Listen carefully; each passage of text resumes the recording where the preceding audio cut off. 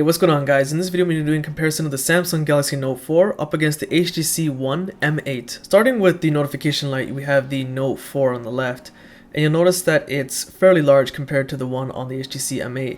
But the HTC M8 notification light makes up for it by having it pulse more frequently. So in terms of the notification light, I'll give it a tie. Now before moving any further, I just want to let you guys know that I'm not going to go into the exact details of each device in this video. If you want the exact details of each device, be sure to check out their individual video reviews. You can find the links to those videos in the video description. But moving along, when it comes to the size comparison, the Note 4 is relatively large.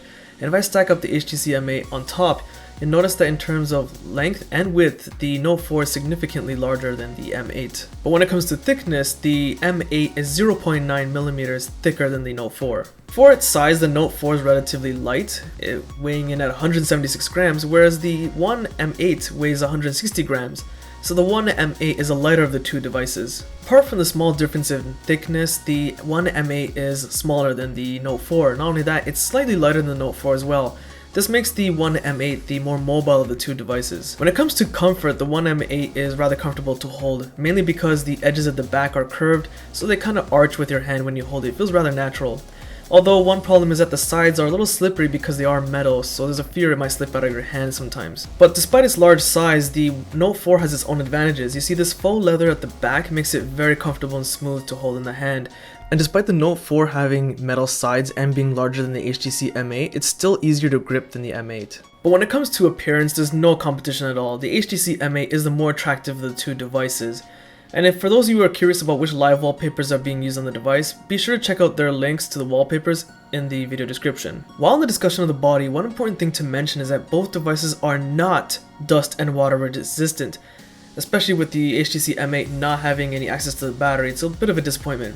Whereas the Note 4, you do have access to the battery, which is good for people that travel a lot and need to carry more than one battery. Now on the HTC M8, which is positioned above, we have a 5-inch Super LCD 3 screen with a resolution of 1080 by 1920, basically making it 1080p with an approximate PPI of 441, protected by Corning Gorilla Glass 3. Whereas the Note 4 has a 5.7-inch Super AMOLED display with a resolution of 1440 by 2560, which basically means it has a 2K screen with 515 PPI approximate, of course, also protected by Corning Gorilla Glass 3. And I find that despite the Note 4 having the high resolution screen, I can't really tell the difference in terms of sharpness. This is probably due to the fact that both screens are small, in terms of say a TV for example. Because the screens are so small, it's not a lot of area to work with, so I find that it's quite difficult to tell which one has a sharper of the two screens. Both of them do look fantastic, and the YouTube video that you're watching do them no justice, of course. You must see them in person.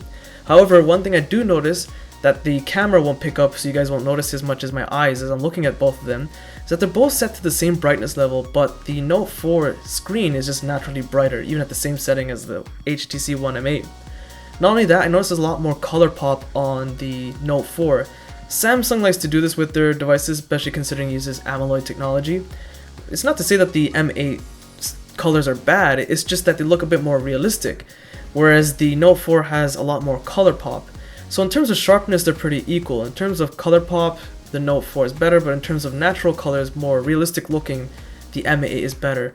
They both have pretty good looking screens. On to the discussion of RAM. The One M8 has 2 gigs of RAM, while the Note 4 has 3 gigs. But that doesn't actually mean that the Note 4 has advantage here, because a lot of the RAM is actually being used by core system functions like the S Pen, stylus functions, and special features.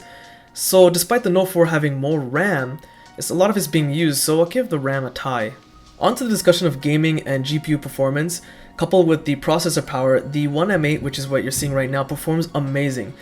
Playing some of the top-of-the-line high-graphic Android games, the One M8 never struggled at all. The experience has always been a fantastic pleasure to use. Now when it comes to the Note 4, I've only had a minimal experience with the Snapdragon version, but it performed pretty well when I was using it.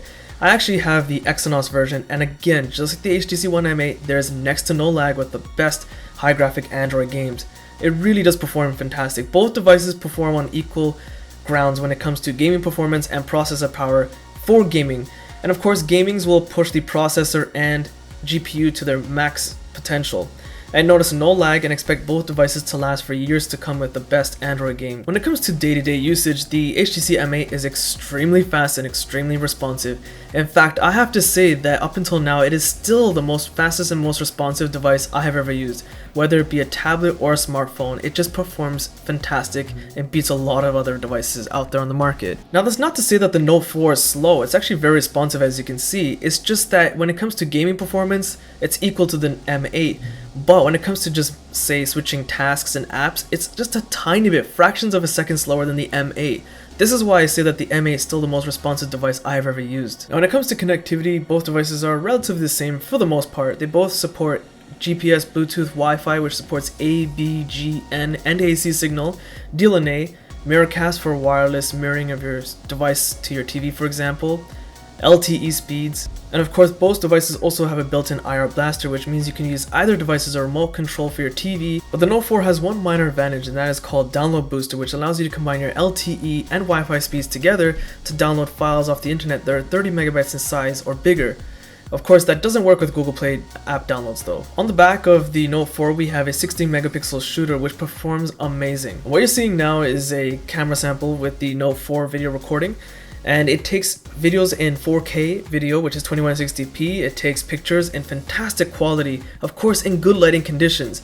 As you would expect, in low lighting conditions, like all smartphones, it's pretty poor, but generally for a smartphone the quality is fantastic. Whereas the HTC M8 has dual 4 megapixel cameras at the back for special features like a DSLR, like background defocusing for pictures, which even the Note 4 can actually do at this point with a single camera. And what you're seeing now is footage taken with the HTC One M8 rear cameras, and as mentioned, like all other smartphones including the Note 4, in low lighting conditions pictures and videos are pretty bad. But in good lighting conditions, as you see now, it's nothing special, it's nothing bad, it's just okay. It just performs decent.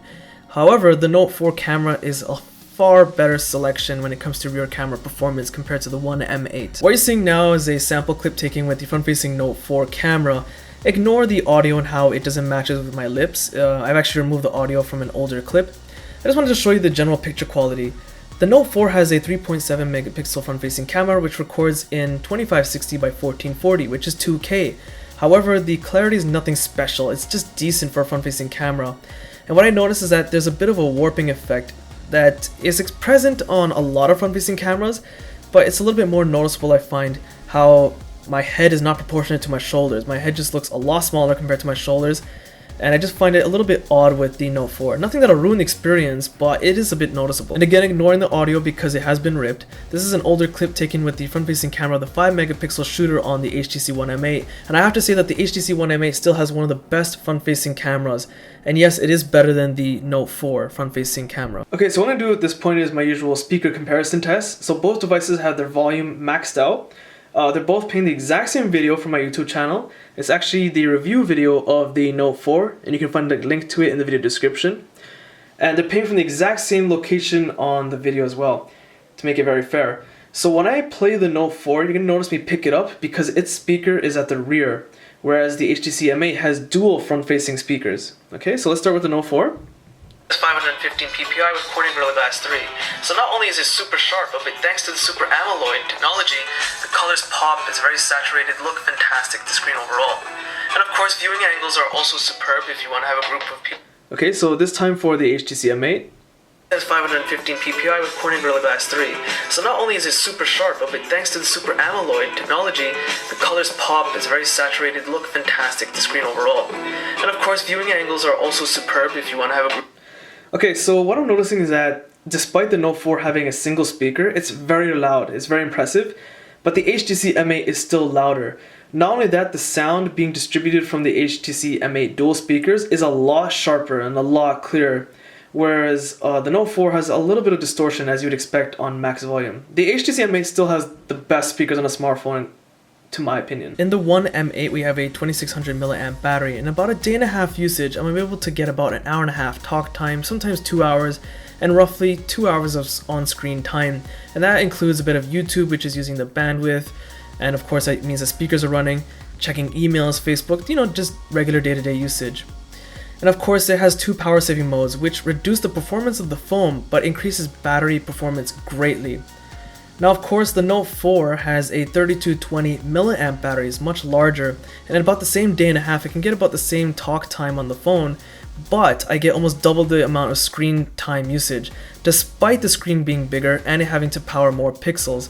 And of course, not only that, it also has 2 power saving modes, which again reduce phone performance but increases battery performance. In terms of storage, the M8 comes with the internal storage options of 16 or 32 gigs, and of course expandable storage with a micro SD card slot up to an additional 128 gigs.